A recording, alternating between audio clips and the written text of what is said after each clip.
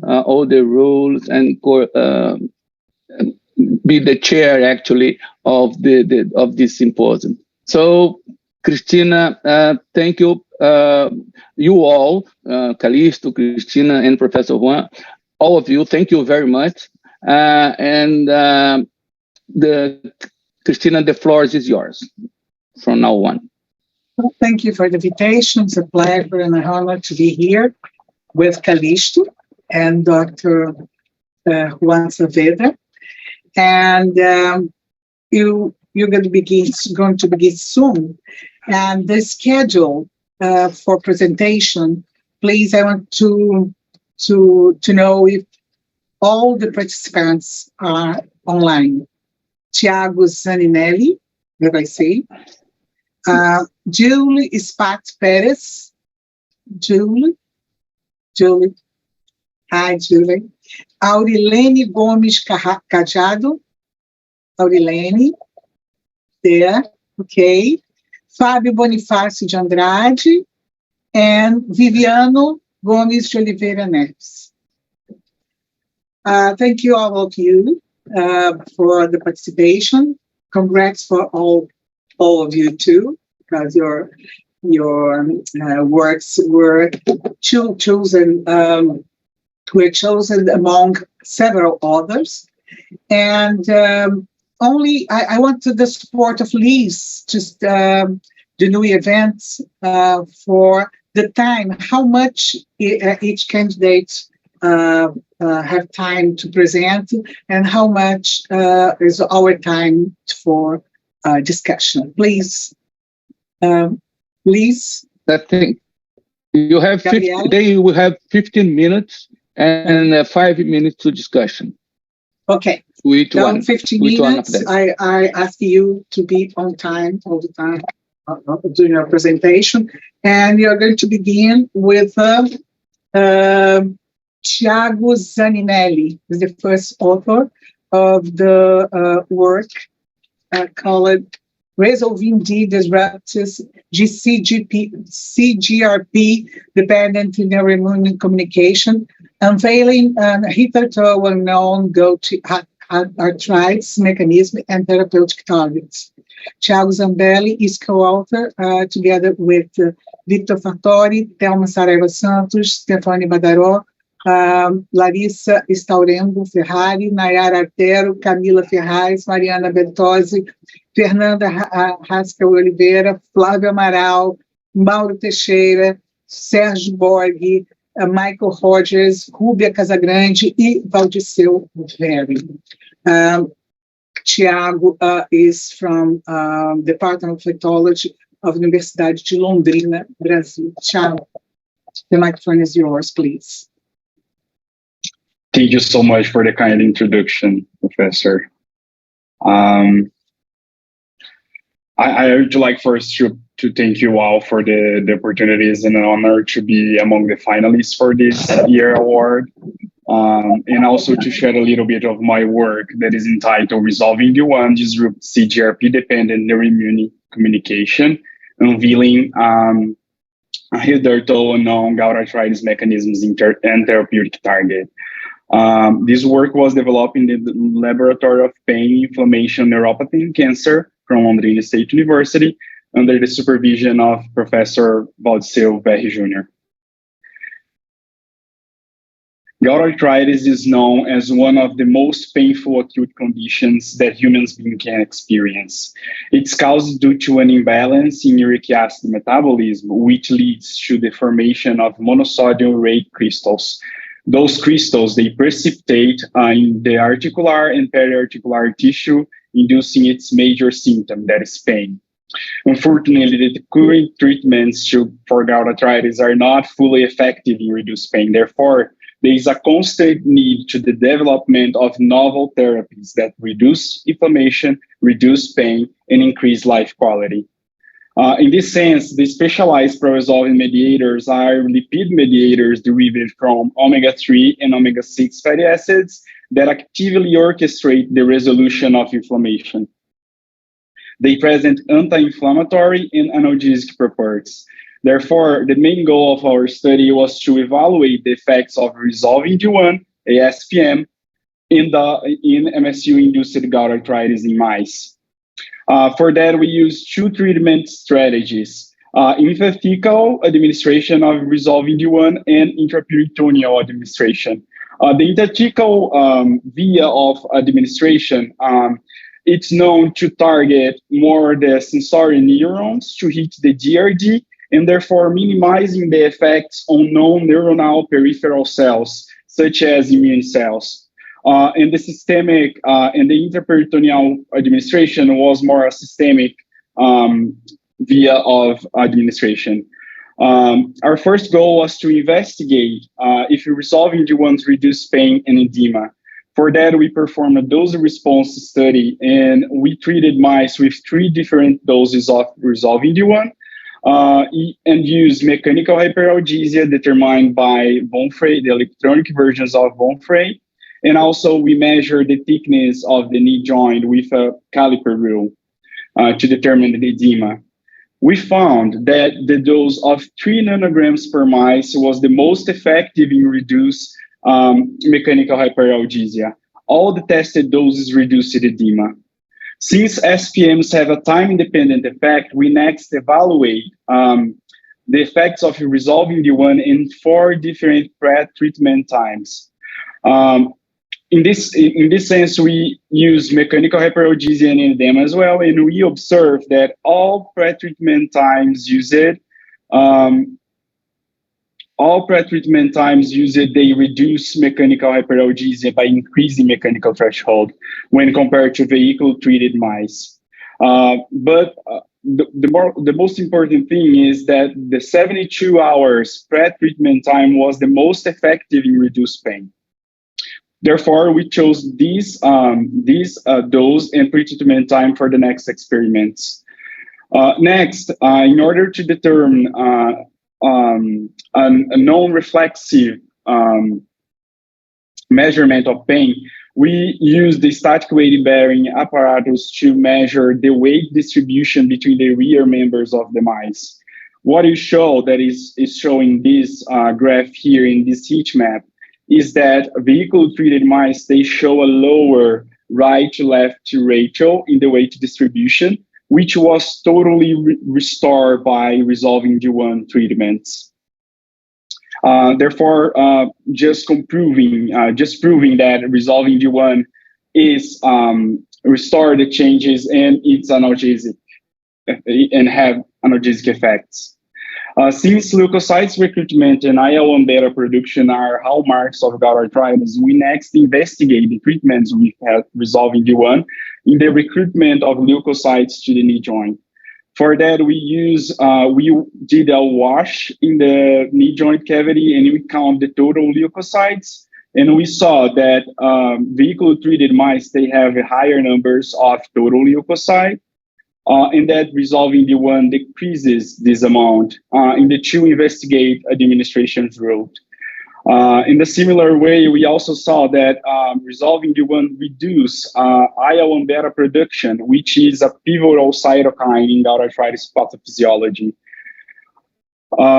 These experiments, these results actually were turning points in our work because we saw that treating mice with resolving D1 using intrathecal injections here, we could see that there is some effect in the sensory neurons that reflect in the recruitment of immune cells in the periphery.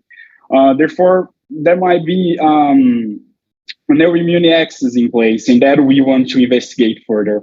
On the other hand, we also saw that systemic treatments, although they are effective in activate the neurons as well, but we hypothesize that they have also effects on the immune cells. Therefore, our next goal was to test the effects of resolving D1 in macrophages. For that, we use a system using bone marrow derived macrophages. And in a functional test, we saw that vehicle-treated cells, they show higher levels of IL-1 beta, and resolving D1 in a concentration manner reduce the amounts of IL-1 beta released in the supernatant. To explain this mechanistically, we next saw the expression of phosphorylated NF-kappa B and ASC. Those two components are really important for IL-1 beta maturation in the pathophysiology of gout arthritis. What we saw that is in these graphs, in these representative images from immunohistochemistry, we saw that vehicle-treated cells, they show in green here a higher level of phosphorylated NF-kappa B, which was reduced by resolving D1 treatments, and also the levels of ASC were increased on vehicle-treated cells. That was also reduced by resolving D1 treatments. Therefore, resolving D1 reduces NF-kappa B activation and also ASC expression, reducing then IL-1 beta maturation in vitro. Next, since we saw that intrathecal injections of resolving D1 have some effect in the periphery, we next investigate DRG neurons, that is where the cell body of nociceptor neurons are. For that, we use immunohistochemistry, and we stain those sections for phosphorylated NF-kappa B as well as a surrogate of neuronal activation. And we saw that vehicle-treated mice, they show higher levels of phosphorylated NF-kappa B, as you can see here, and resolving D1 reduce those levels. These are the measurements of fluorescence intensities here. Next, since patients with gout arthritis, they show higher levels of CGRP in the synovial fluid, we next stain those DRG neurons for CGRP. And what we saw is that the percentage of neurons that were positive for phosphorylated NF-kappa B and CGRP were increased in gout arthritis, and that resolving D1 decreased this percentage. Therefore, we next saw to analyze the effects of resolving D1 in CGRP release. For that, we use capsaicin as an stimulus, since the majority of CGRP positive neurons are also TRPV1 positive neurons, and capsaicin is an agonist of TRPV1. And what we saw is that vehicle-treated neurons release more CGRP, and resolving D1 again reduce in a concentration manner the amount of CGRP released in the supernatant, indicating that resolving D1 reduces CGRP positive nociceptor neurons activation and the CGRP release in vitro. Therefore, we next went to the knee joint tissue to analyze if we can measure the release of CGRP there as well. For that, we use immunohistochemistry again, and we stain it for CGRP. And what we saw is that vehicle-treated mice, they show less staining for CGRP when compared to saline-injected mice and resolving D1-treated mice. When we measure that, we realize that as higher is the intensity of the fluorescence, as low will be the release of CGRP in the knee joint tissue. Therefore, we show one more time that resolving D1 also reduce the release of CGRP in the knee joint tissue. And just to add to our previous experiments where we show that intrathecal injections of resolving D1 also reduce leukocytes recruitment, in this panel here, we use LYSMI EGFP transgenic mice that express EGFP on the lysozyme promoter. Therefore, macrophages and neutrophils will be green fluorescent, right? And we saw that vehicle-treated mice, they have a higher infiltrate of leukocytes, which was reduced by resolving D1 treatments, as we can see here, the measurements as well. Since we saw that resolving D1 affects CGRP release, our next goal was to elucidate the role of CGRP on MSU, phagocytosis, and IL-1 beta production. Therefore, our next goal was to measure the phagocytosis index using the bone marrow-derived macrophage culture. What we saw is that when CGRP is added to the culture, we have an increase, an enhancement of phagocytosis percentage in comparison with vehicle-treated cells.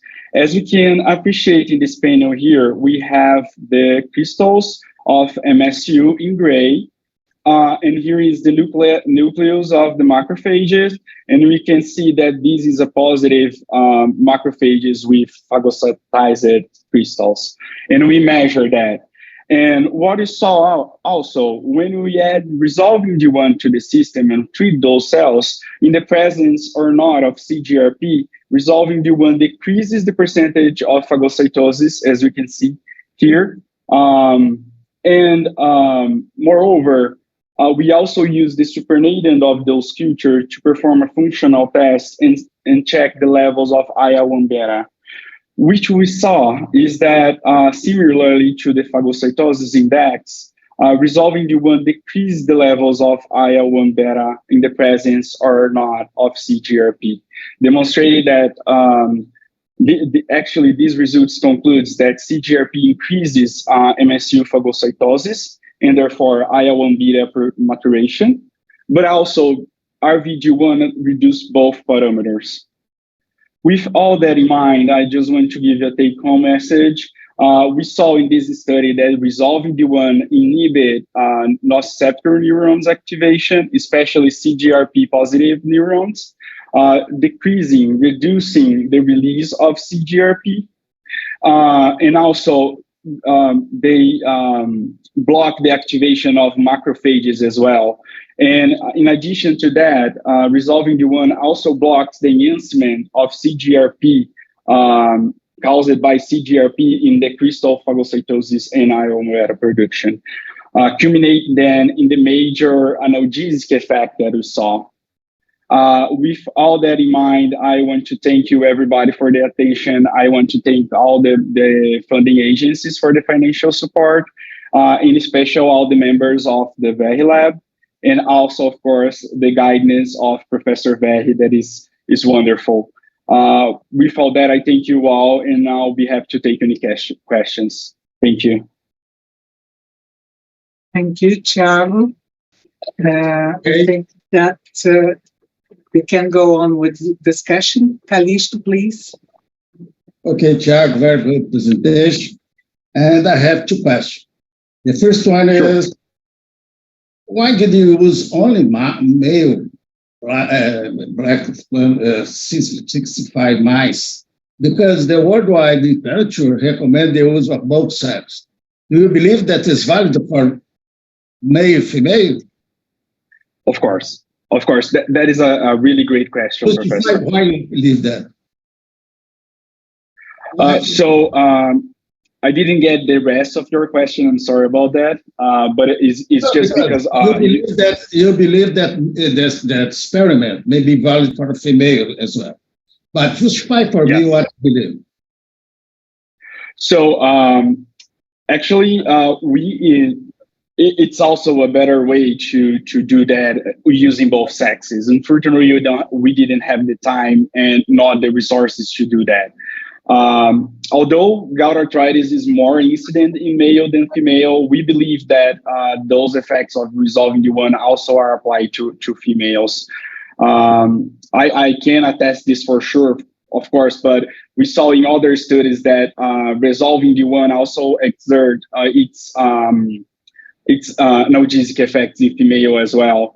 And since resolving D1 binds to its own receptor, that is a decoupled receptor, and there is no change in the expressions between male and female. So therefore, we conclude that it might have the same response in both sexes as well. Okay. The other question is why resolving D1 was much potent in vivo IP than in vitro? For me, this is not. I'm not convinced that there is a relationship between the results. Do you can explain that for us? Yes, of course.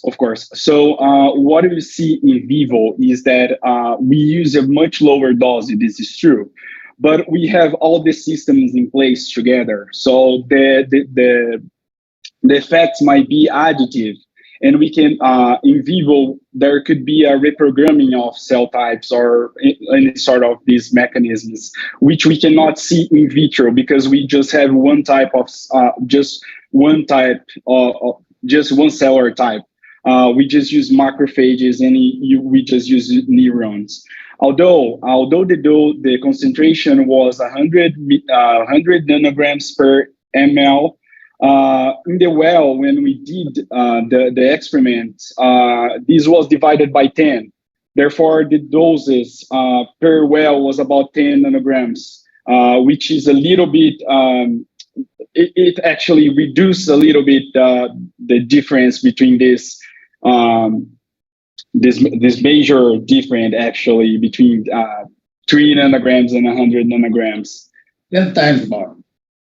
Almost 10 times more, less potent than in vivo. This need to be better. I don't am convinced that this is only the difference, but maybe. Okay, yeah, okay, I am okay. Maybe other people also have the question. Thank you very much for Thank your you, question. Calixto. Dr. Juan, do you have any question for Thiago? Dr. Juan Saavedra? I think that the internet. Yeah, I believe he's frozen. I have one question for you, Thiago. Actually, two. You show that the intrathecal injection reduce the leukocyte migration too. And you support all your conclusions on IL-1 beta. Do you think that some other or any inflammatory, neuroinflammatory components that is contributing for that? Because this probably is one of the most important steps to reduce the pain. Yes, of course. So what we saw is that the intrathecal treatments they block the activation of neurons and therefore reducing CGRP release. So we guess that this reduction in CGRP release is related to the actions on immune cells. That's a really great questions about neuroinflammation, of course, and we were really intrigued with that as well.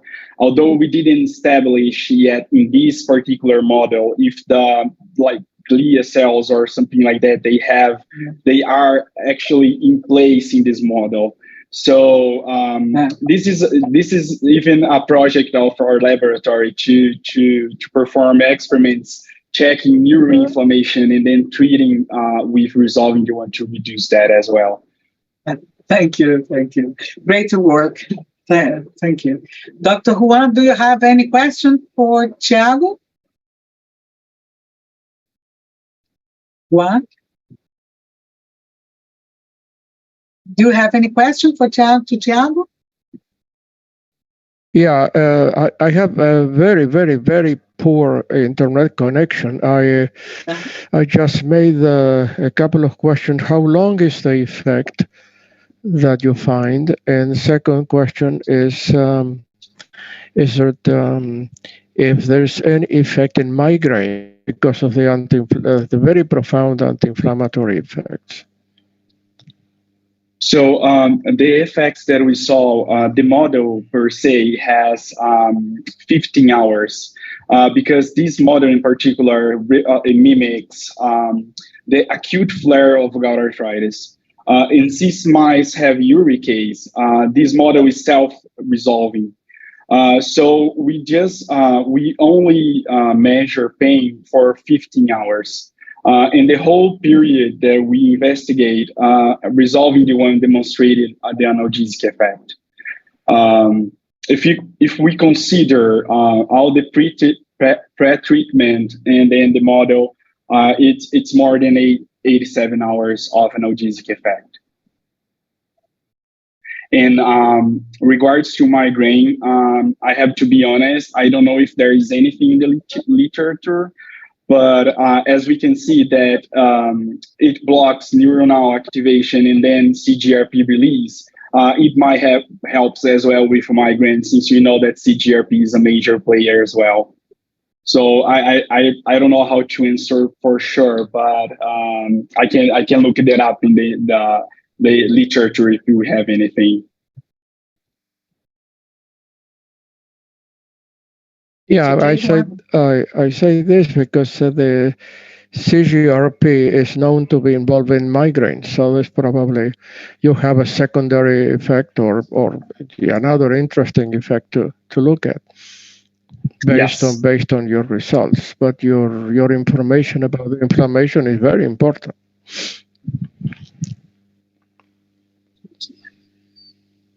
I really appreciate your questions and all the comments. Thank you very much. Thank you, Thiago. Thank you all. Let's go to the next candidate. This is the next presenter is Julie Spat Perez, and her work is entitled TRPA1 Channel Involvement in Depression and Anxiety-like Behaviors in a Progressive Multiple Sclerosis Model in Mice. Julie is from Universidade Federal de Santa Maria, and the co-authors, Maria Carolina Thyssen, Maria Fernanda Passano Fialho, Jéssica Padilha de Nogare, Patrícia Rodrigues, Sabrina Kudzi, Laura de Barros Bernardes, Nathalie Andrigueto Ruviano da Silva, Débora Denardi Luque Maia, Karen Tatiana de Davi Antoniazzi e Gabriela Trevisan. Julie, você está com o microfone agora, por favor. Você tem 15 minutos, tá? Aí.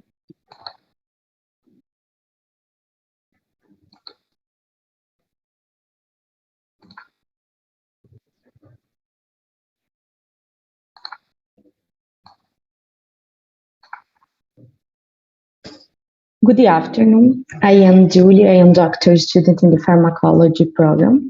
Please, Julie, please put it in whole presentation because it's not in presentation format.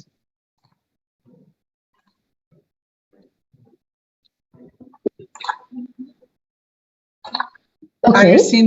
Are you seeing in your computer as a presentation? Is full screen for you? Yes.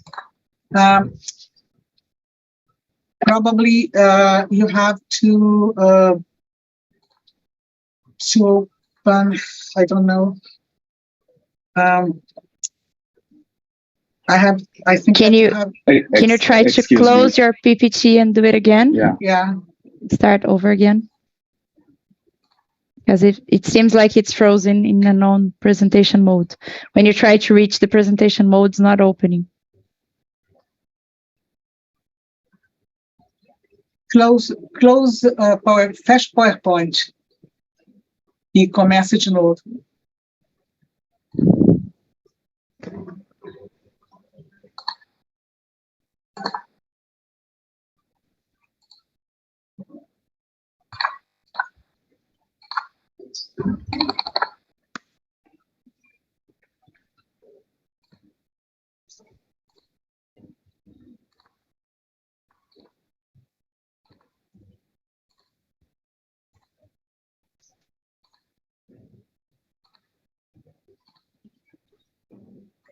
Yeah.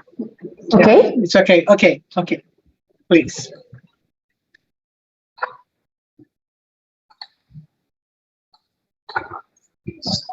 Sorry. Good afternoon. I am Julia. I am doctoral student in the pharmacology program at the Federal University of Santa Maria, advised by Professor Gabriela Trevisan. Today, I present the work entitled TRIP1 Channel Involvement in Depression and Anxiety-like Behaviors in a Progressive Multiple Sclerosis Model in Mice. MS is a chronic autoimmune and neurodegenerative inflammatory disease of the central nervous systems, which leads to disability, affects more women than men. Some factors can predispose the disease, such as genetic, environment, lifestyle, and the vitamin B deficiency. MS is divided into 3 subtypes, and the progressive, primary, and the secondary relapse-remitting MS. The present study is about a progressive MS, which has the most abrupt symptoms, affecting 1.3 million people. Symptoms such as fatigue, visual and near cognitive deficit, depression, and anxiety. These symptoms decrease the quality of life, interfering in daily activities. Among the families transiting potential receptor, there is NKN1, non-selective immune channel to cations activated by natural irritation compounds and activated through oxidative stress. The induction of experimental autoimmune encephalomyelitis of progressive multiple sclerosis containing in motion oligodendrocytes, glycoprotein, and the complete Phelps adjuvant. Injected subcutaneously on both flanks of the animals, and the pertussis toxin intraperitoneally on day 0 and the day 2 post-induction. On day 9 post-induction, treatment with sertraline positive control, TRPA1 antagonist, and the antioxidants, apocynin and the alpha-lipoic acid. Behavior tests. After 1 hour of the administration, the acute treatment, the behavior experiment were carried out. Rotating silent and the open field test, assessment of locomotor activity. And the elevated plus maze test, assessment of anxiety-like behaviors, and to evaluate the anxiety index, I used this formula. Tail suspension test, assessment of depressive-like behavior. After that, euthanasia was performed and the prefrontal cortex and the hippocampus structures were removed for analysis of oxidative stress and the PCR with neuroinflammation marks and the pro-inflammatory cytokines. General objective, identify the role of the TRPA1 receptor in depressive and anxiety-like symptoms in the PMS model in mice. First, objective, investigate development of depression and anxiety-like behaviors in the PMS model in mice. The induction of the PMS model did not cause changes in locomotor activity in the Rota-Rod test and the open field test, and increased the immobility time in the tail suspension test and decreased the time open arms and the open arms enters. And anxiety index increased in the elevated plus maze test. Depression and anxiety-like symptoms preceded the motor deficit in mice on the 90 day. Induction PMS model did not cause changes in locomotor activity, induced the depressive-like and anxiety-like. We investigate neuroinflammation markers and the AEF, GFAP, TNF, interleukin-1 beta, and the interleukin-17 increased in the hippocampus. But GFAP, interleukin-1 beta, e TRPA1 levels decreased in the prefrontal cortex. Objective, we evaluated the antidepressant and anxiolytic effects administration in the sertralina in the PMS model. There was no evidence of locomotor alteration in the Rota-Rod test. Immobility time decreased in the tail suspension test, and increased the time open arms and the open arms entrance, and decreased the anxiety index.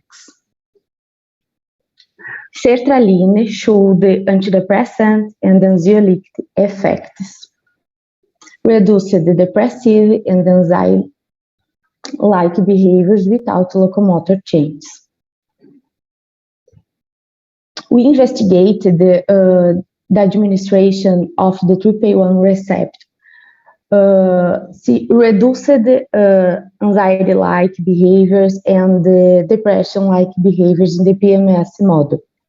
There was no evidence locomotor alteration, and decreased immobility time in the tail suspension test, and increased the time open arms and the open arms entrance, and decreased anxiety index in the elevated plus maze test. TRPA1 antagonistic showed the antidepressant and anxiolytic effects. Depressive, reduced depression and anxiety-like behaviors in the PMS model without locomotor changes. Investigate the levels of the endogenous agonists at TRPA1 and oxidative stress. For hydroxynonenal levels and hydrogen peroxide and the NADPA and the SODI increased the hippocampus and prefrontal cortex. It was observed the increase of endogenous TRPA1 agonist and the activity of the enzymes in the prefrontal cortex and the hippocampus. And treatment administration the antioxidant apocinin in the PMS model reduced depression and anxiety-like behaviors in the PMS model. Apocinin showed antidepressant and anxiolytic effects with the reversal of our evaluated behaviors, reduced depression and anxiety-like behaviors in the PMS model without locomotor changes. And administration the antioxidant alpha-lipoic acid reduced. There was no evidence locomotor alteration in the Rota-Rod test, and decreased the immobility time in the tail suspension test, and increased the time open arms entrance, and decreased the anxiety index. Alpha-lipoic acid showed antidepressant and anxiolytic effects, reduced the depression and anxiety-like behaviors in the PMS model without locomotor changes. Thus, the induction of the PMS model doesn't generate changes in the clinical score and in the locomotion of the mice. In addition, the mice development, depression and anxiety-like. Treatment sertraline, TRPA1 antagonistic or antioxidants reduced depression and anxiety-like behaviors. In addition, increased the endogenous agonistics of the TRPA1 and increased the enzymes activities. Furthermore, increased the neuroinflammation markers and the cytokines interleukin-1 beta, interleukin-17, TNF-alpha, GFAP, IF increased in hippocampus, it decreased GFAP, interleukin-1 beta, and the TRPA1 levels decreased in the prefrontal cortex. These findings demonstrated the TRPA1 appears to be a possible therapeutic target for the development of new drugs to treat the symptoms of depression and anxiety in PMS patients. Thanks for the listening. Thanks, SBFTA. Thanks. I would like to thank the Pharmacology Pain Lab, the Pharmacology Program, and the financial support. For more information or question, please contact us by email. Thank you. Thank you, Julie. Dr. Saavedra?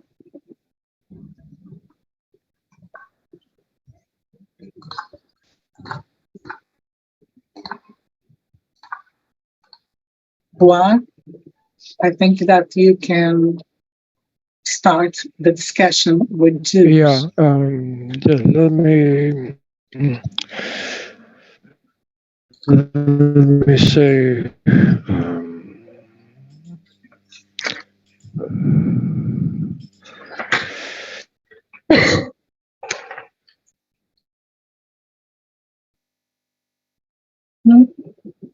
Professor Saavedra has left us, probably because of his internet. Oh, he's back. Cristina. Oi.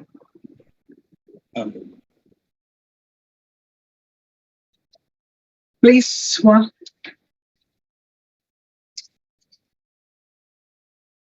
I have one question. Just have time? Yeah. Please, you are muted, Dr. Juan, Dr. Saavedra. You are muted. Please unmute your microphone.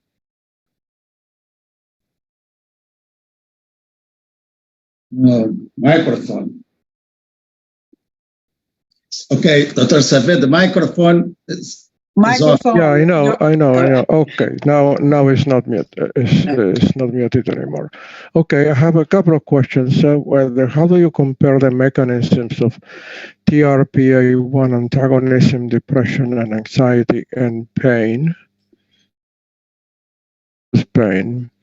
And the other one that you showed very clearly, very nicely, that the TRPA1 antagonist anxiety. Is the TRPA1 antagonist statistically more potent than sertraline? I have not seen data on this in your presentation. And the other question is, what happens after 1 hour of administration? How long does the effect of a single dose last? And what happens after repeated administration? This is because clinically you will need to eventually, hypothesize to treat patients with this compound, which sounds very nice, but we still have a question whether a compound will be, when you compare the compound against sertraline directly, which is the most active of both.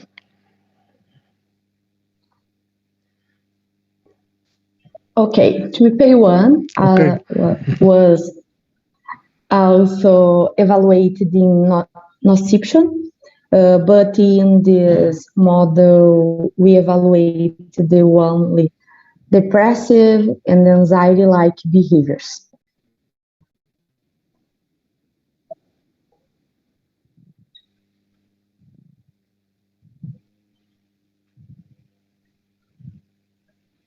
We think the action of AC in this model should be central, but it has poor permeability,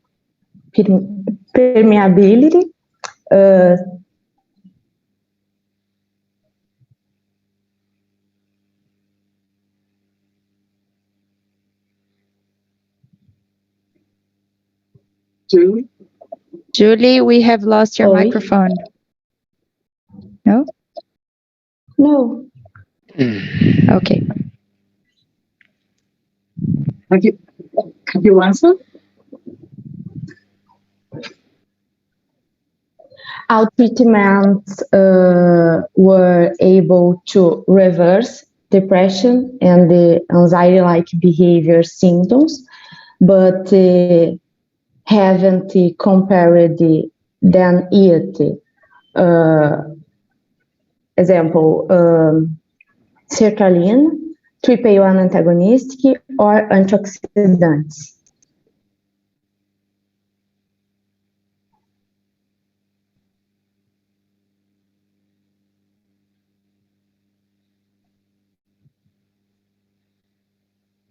It's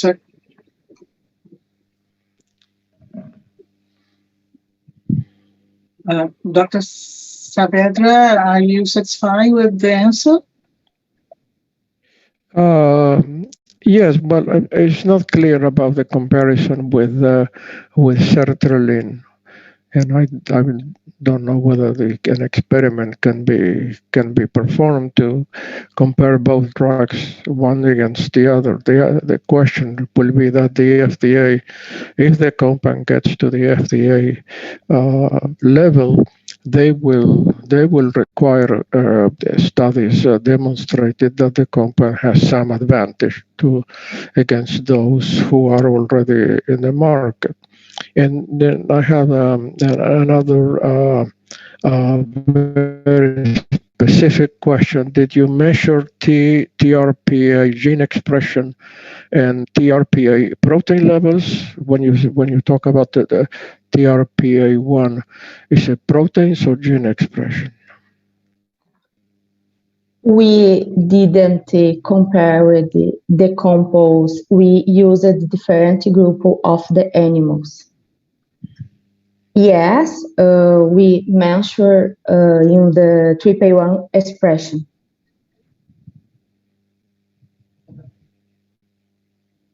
When you say expression of the protein or the gene? Gene. Expression of the gene with a PCR.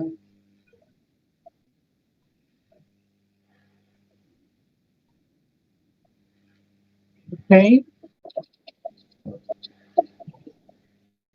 It's okay, The PCR, Dr. then it's the expression of the gene. Yeah, okay. You have time for one question, Calixto.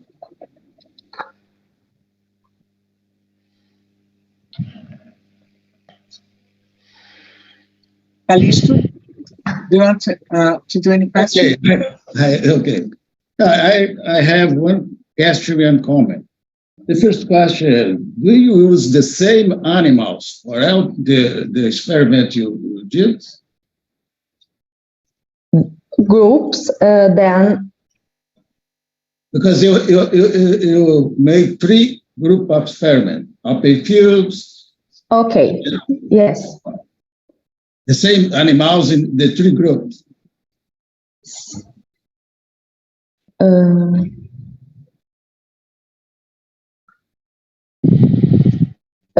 Groups that then animals for groups.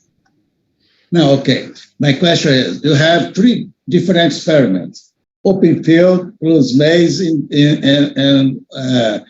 suspension of for depression.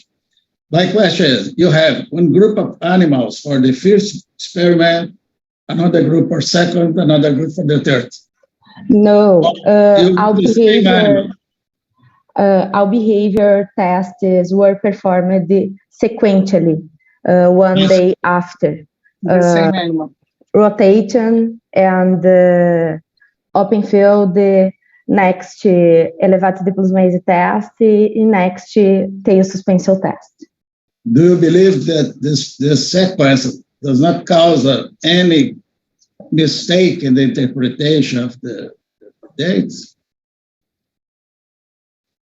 No, any problem. Okay. Okay, June, I'll have to go away from forward. And thank you for your presentation. Congrats for your work. And the sequence of our section, now I call Aurilene Gomes Cajado.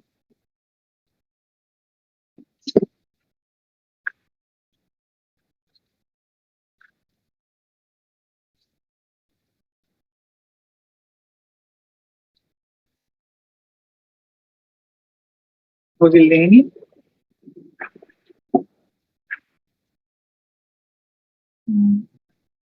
Hello. Hello. Aurilene Gomes Cajado is going to present the work entitled Blockade of PI3 kinase gamma attenuates chemotherapy-associated intestinal mucositis without, it's mucositis or mucositis? I don't know, but without compromising the anti-cancer effect of irinotecan. Aurilene, co-authors with Aurilene is Gisele Pinheiro Rangel, Lízias Cláudia Sampaio Quintela, Célia Quispe, Ana Lisbeth Paguada, Kiane Ferreira, Luana Ferreira, Caterine Florencio, Ana Maria Pereira, Ana Paula Nunes Alves, Nilane Nunes de Alencar, Emílio Rich, Daisy Wonk, Roberto César Lima Júnior, all authors from Universidade Federal do Ceará. Congrats, Aurilene, please. The microphone is yours. Can you see my screen? Yes. Thank you. Good afternoon. I am Aurilene Cajado, supervised by Professor Roberto César, and it is a pleasure to stay here, present our research entitled Blockade of PI3 kinase gamma attenuates chemotherapy-associated intestinal mucositis without compromising the anti-cancer effect of irinotecan.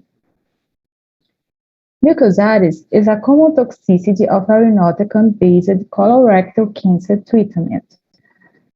The clinical impact is evident when we see that 5 to 15% of patients have grade 3 or 4 mucositis, contributing to increased hospitalization, delayed cycles of chemotherapy, dose reduction, and suspending chemotherapy. Several studies indicate the role of the PI3 kinase family of enzymes in cancer and inflammatory diseases. It is composed of 4 isoforms. Among them, PI3 kinase gamma is expression in leukocytes and plays an essential role in activity in innate immune cells. Then, PI3 kinase gamma inhibition is a promising therapeutic strategy for controlling inflammatory disorders. Considering that PI3 kinase gamma is an important player in inflammatory conditions, we speculate whether PI3 kinase gamma would be a suitable target in chemotherapy associated with mucositis. Here, we also test a potential anti-tumor synergy between PI3 kinase gamma inhibition and irinotecan. To test this hypothesis, we use a black mice that were divided into 3 groups: vehicle, irinotecan, and irinotecan plus AS, a PI3 kinase gamma inhibitor. In the mucositis model, we inject irinotecan alone or combined with AS. On day 7, the animals were euthanized for intestine collection. We evaluate inflammatory parameters such as PI3 kinase gamma expression, immune cells infiltration, and cytokine levels. We also measure the tissue morphometry and diarrhea.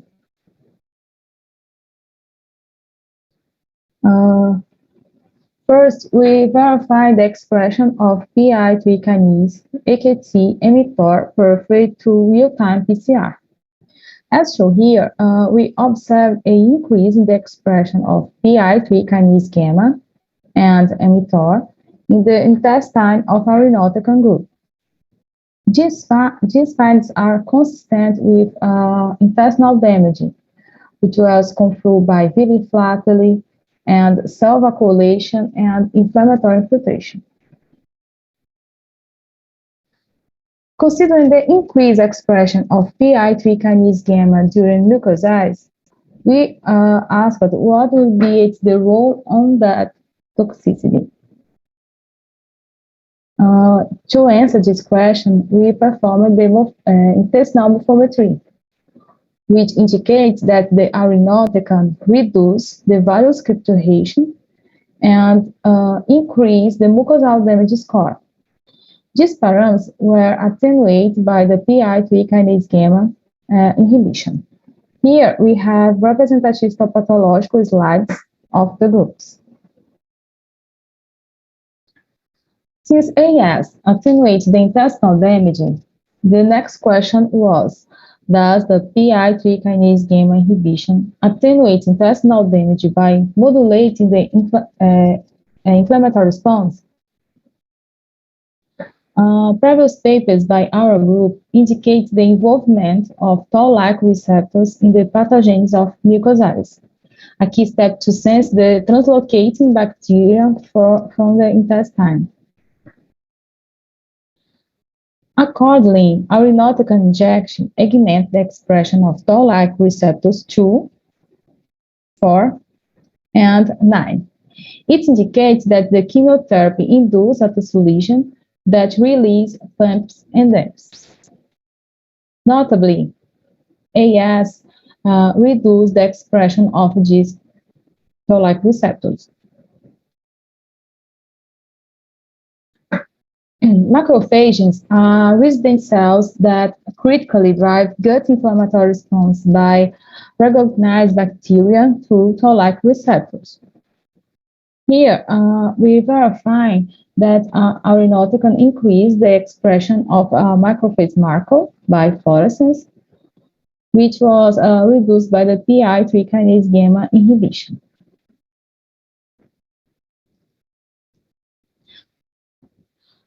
We also observe that irinotecan increases the expression of phospho-AKT, a downstream effector, and that AS inhibits PI3 kinase gamma to reduce AKT phosphorylation.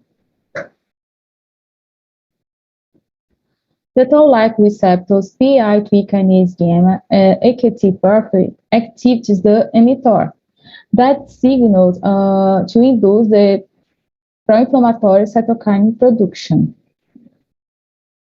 Here, we verify that irinotecan increase interleukin-1 and 6 levels, which is inhibited by the PI3 kinase gamma inhibition.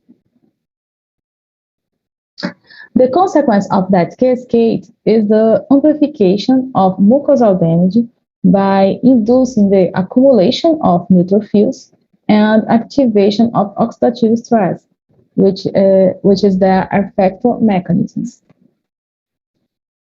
We found that irinotecan increases myeloperoxidase activity, malondialdehyde levels, and reduce the no-protein sulfonyl groups. In contrast, treatment with PI3 kinase gamma inhibitor reduce myeloperoxidase activity and oxidative stress. In a previous studies by our group, we showed that the organisms try to stop the intense inflammatory response during mucositis development by activity anti-inflammatory mechanisms mediated by regulatory T lymphocytes. Corroborating these finds, we verified that irinotecan increase FOXP2 expression and that AS reduce the expression of this marker, indicating damage reduction in the group treated with AS. The problem associated with mucositis is a systemic infection and development of diarrhea, which contributing to electrolyte imbalance, increase the risk of patients' death. 1 out of 4 patients clinically present with severe diarrhea, which means 7 stools episodes per day. In this experimental model, irinotecan induced a moderate to severe diarrhea, which was significantly attenuated by the PI3 kinase gamma inhibition. These results led us to question: does the PI3 kinase gamma inhibition compromise the activity anti-cancer activity of irinotecan? To answer this question, we first check the percentage of body mass variation and blood leukocyte count representing the myelotoxicity. Notably, irinotecan induced significantly loss of body mass and was myelotoxic. Interesting, we found that PI3 kinase gamma did not interfere with these parameters. To conclude the hypothesis, we also evaluate the compound toxicity on murine colon cancer in vitro and in vivo conditions. In the in vitro experiment, we used the superhodamine B assay. From the in vivo approach, the animals received 1 injection of MC38 cells, and that 25 days later, the treatment with vehicle, irinotecan, and AS alone or in combination started, and lasted for 7 days. The tumors were collected and weighed.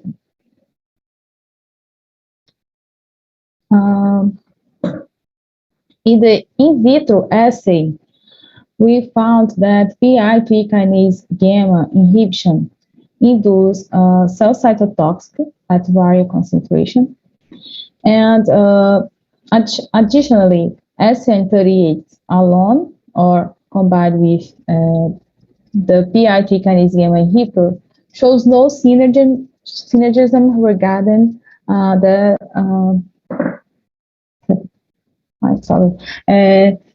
in the in vivo, we observe the same in the in vivo approach, indicating that PI3 kinase inhibition does not compromise the anti-tumor effect of irinotecan. Notably, the animals treated with irinotecan, AS, or their combination presented smaller tumors with compared the vehicle treatment. We conclude that PI3 kinase gamma inhibition reduces chemotherapy associated intestinal mucositis without compromise the anti-cancer effect of irinotecan, which means killing 2 birds with 1 stone. I would like to thank the lab team that helped in this research.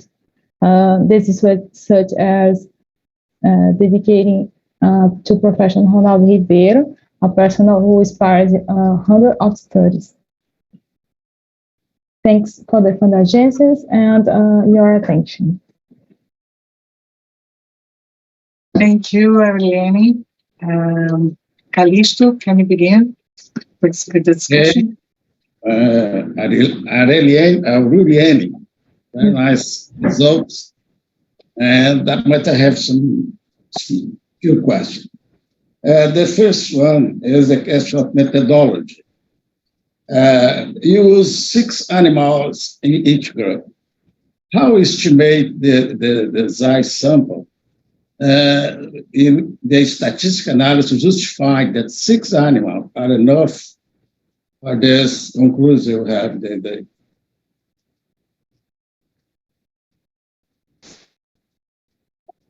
Sorry, Uh, the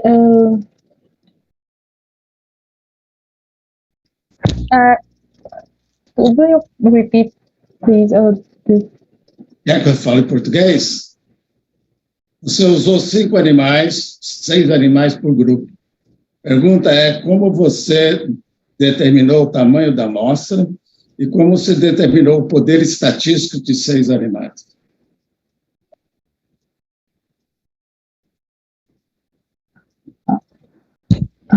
We use 6 animals. I believe that is Ok. represent the. I believe that represents the animals, the groups. I don't know. Sorry. No problem, no problem. They count.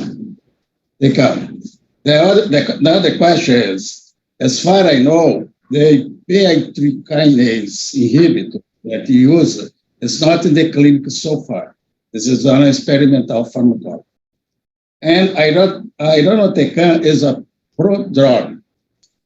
My question is, you have some idea of interaction between irinotecan and prodrug and the PI3 kinase, because if you use clinically, that is important conclusion, you need to know some evidence that does not exist any interaction between the two compounds. Do you have some dates? I believe that a clinical trials of PI3 kinase gamma inhibitors as single agents have research modest results of target toxicity, such as hyperkalemia, gastrointestinal intolerance, for example, nausea, diarrhea, and stomatitis. The emergence of isoforms specific PI3 kinase gamma inhibitors provide a way to achieve maximal inhibitory doses, while avoid excessive of target toxicity. As we demonstrated that selective PI3 kinase gamma inhibitor prevents a clinical relevance gastrointestinal toxicity of cancer treatment. Okay, I am fine. See you. Okay, thank you, Calixto. Dr. Juan, do you have any question to Aurilene? Juan? Juan, do you have any question to Aurilene?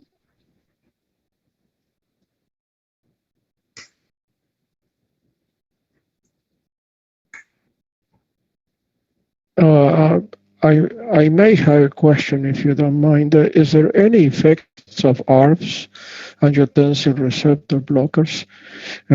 These are synergistic with P13K gamma inhibition, and whether or there is a paper on the effect of ARBs inhibiting P13K AKT signaling in nasoma. So I wonder whether these effects that you're seeing with your compounds are to be extended perhaps to other forms of cancer.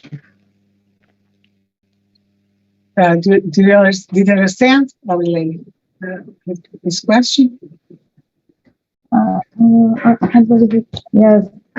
Our research group who collaborations with us demonstrating that losartan protects of mucositis. Then we believe that AT1 mediating mechanisms also contributing to aeronautical mucositis is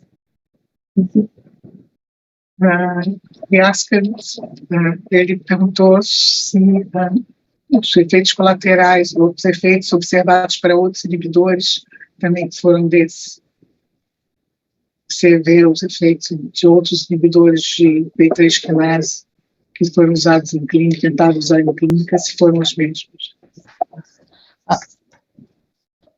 Só em português. PAN inhibitors that various toxicities, gastrointestinal.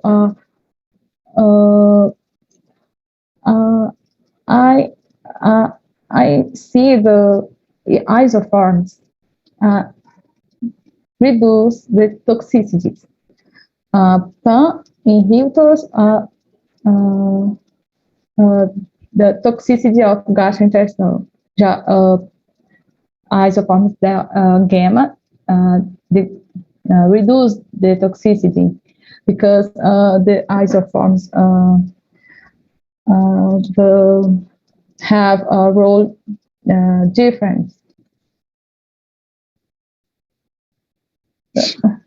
Okay. Sorry, but you do not have time for other questions. Thank you, Rilene. And we pass to the next candidate is Dr. Fábio Bonifácio de Andrade. The work he is going to present is the role of cytoplasmic DNA sensor STING on the development of neuropathic pain induced by cisplatin. Fábio Bonifácio has as co-authors Simon Lee, Fernando Queiroz Cunha, José Carlos Alves Filho, Temujin Berta e Thiago Matar Cunha, todos da Universidade de São Paulo, da USP de Ribeirão Preto, e, se eu não me engano, o doutor Simon Lee, aqui, é do Departamento de Anestesiologia, University of Cincinnati Medical Center, Cincinnati, Ohio. Fábio, the microphone is yours. Please. Can you hear me? Yes, but you're not in the presentation mode. Okay. And now? Now it's okay. Okay. Let me just... Can you see the pointer? Yeah. Okay. So, good evening, everyone. My name is Fábio Bonifácio. I am a PhD student at University of São Paulo in Ribeirão Preto Medical School, and my advisor is Dr. Thiago Matar Cunha. And today I'm going to talk about my PhD work entitled Role of the Cytoplasmic DNA Sensor STING on the Development of Neuropathic Pain Induced by Cisplatin. So the pain, it's important. It's an important system of alarm of the human body. But when the body is not able to control the pain, and it prolongs over the time, we could have the development of pathological pain. And one example of the pathological pain is the neuropathic pain, okay? So the International Association of the Study of Pain defined neuropathic pain as pain caused by a lesion or disease of the somatosensorial nervous system. It's important for us to understand that it's in the dorsal root ganglia that we have located the body cells of the sensitive neurons.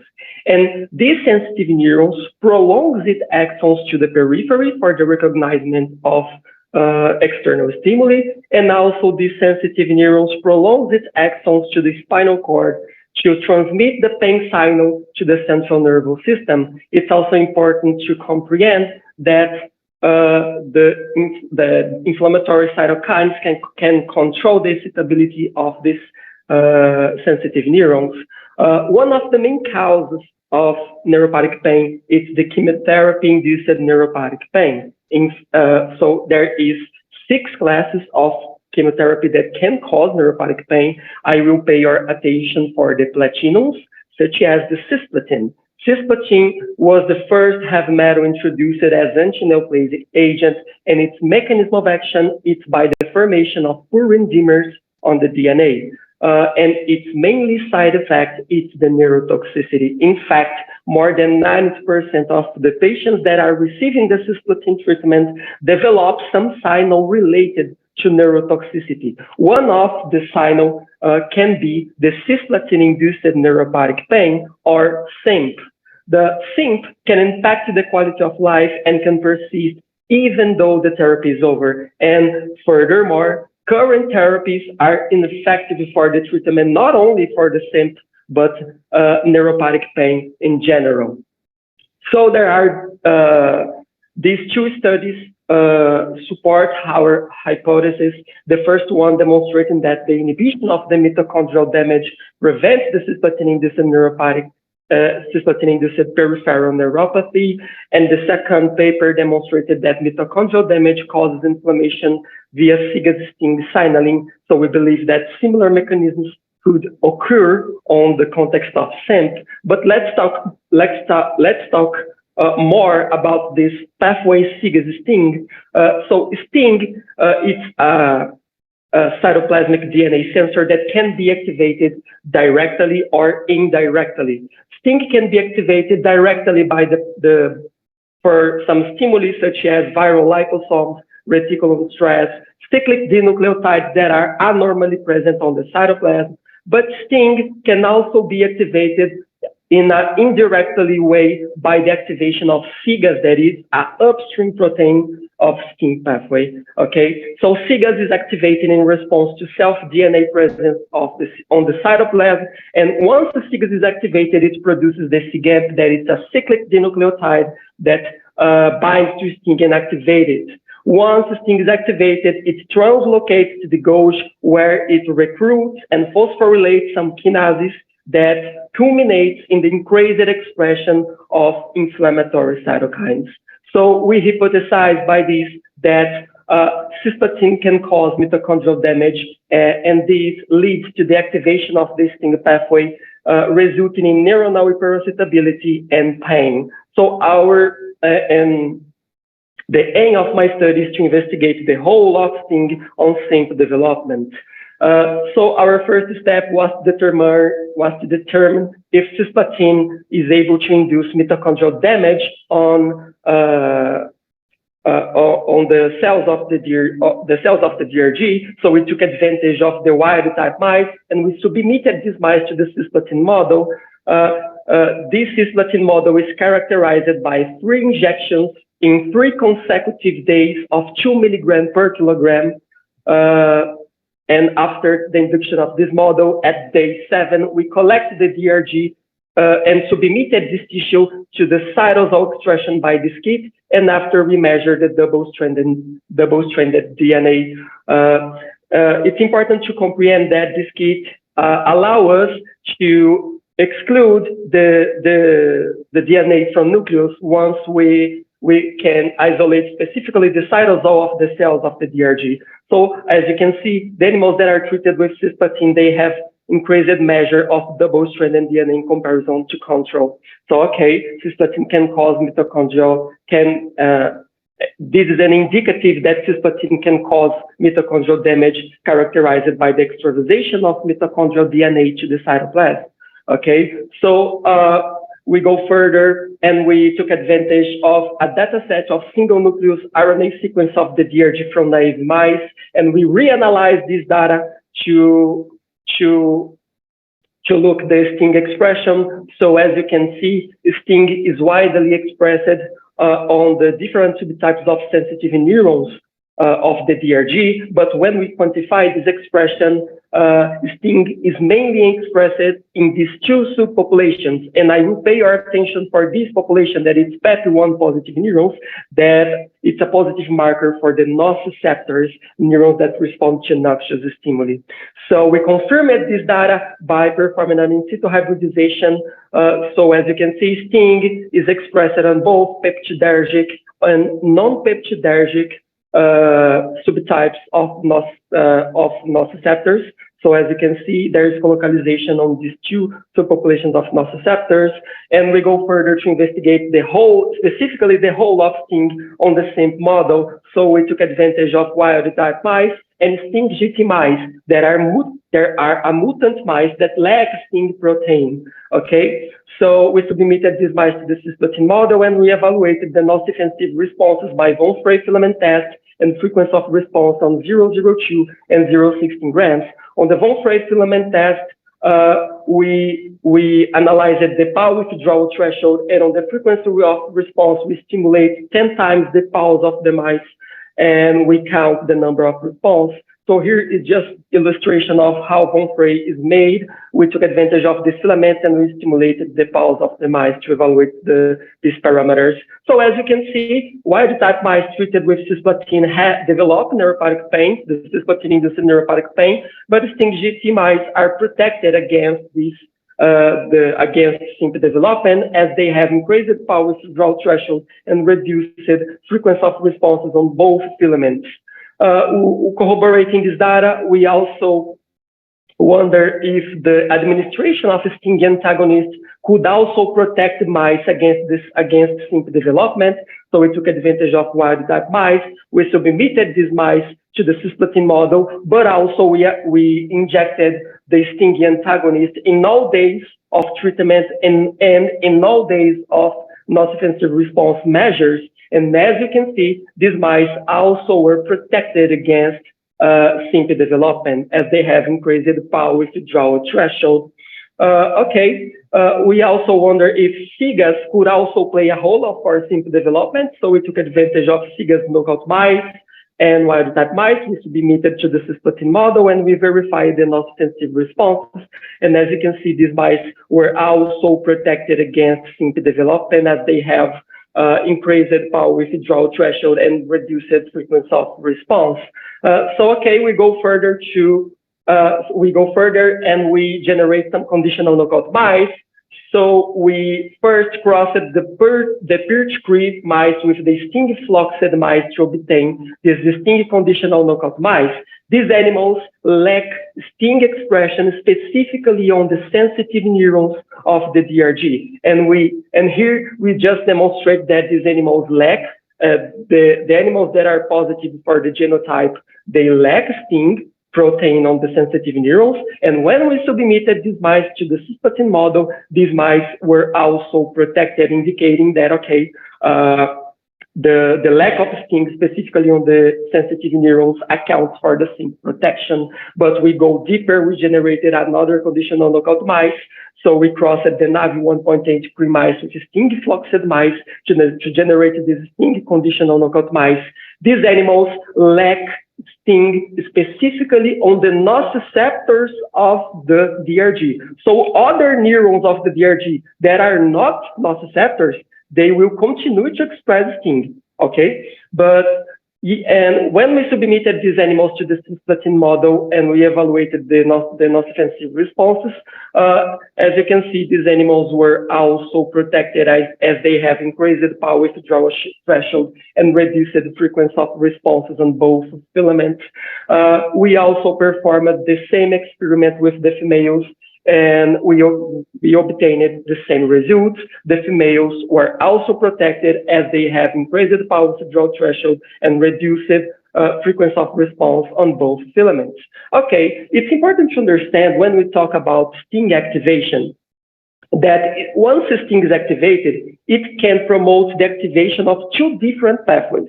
The first pathway is orchestrated by the IRF3 that culminates in the increased expression of type 1 interferons.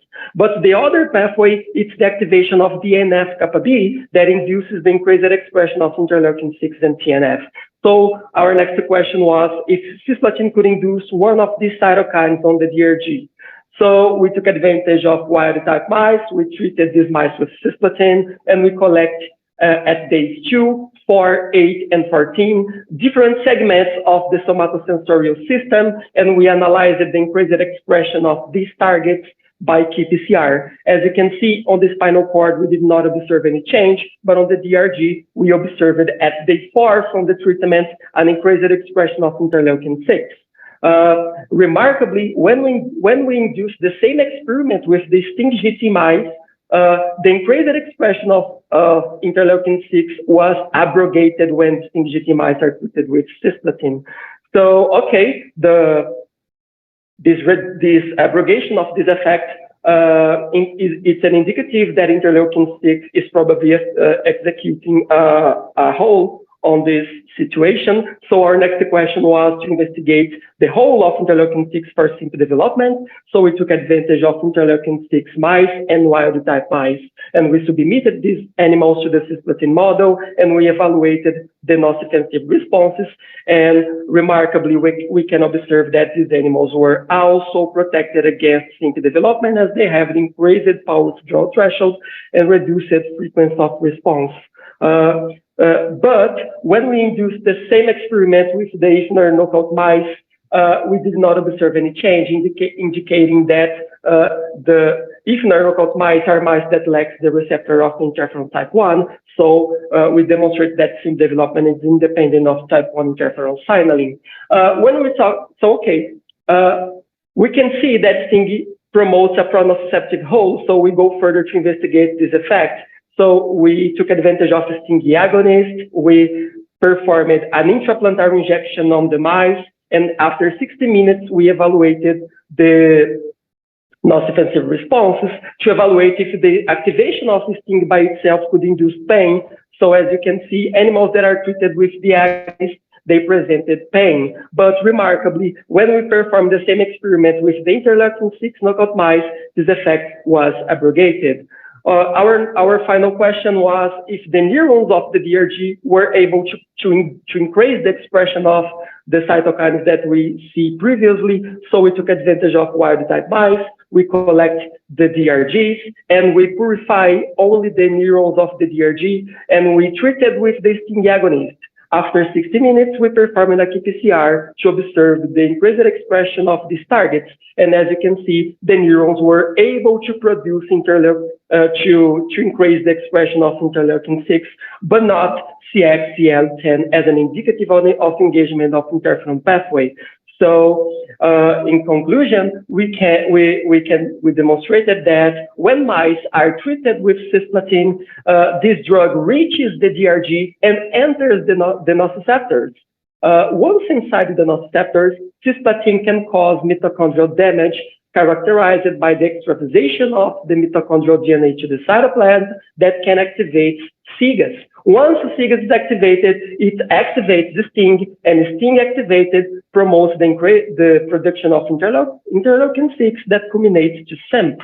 We don't know how interleukin-6 is producing SIMP yet, but we are working on that. So STING could represent an interesting target for the studies involving pain, involving pain pharmacological intervention. And I'd like to thank my advisor, my co-advisor, all my collaborators, the financial agencies, and thank for this opportunity. Thank you all. Thank you, Fabio. Very interesting work and very dense too. You have to speak very fast.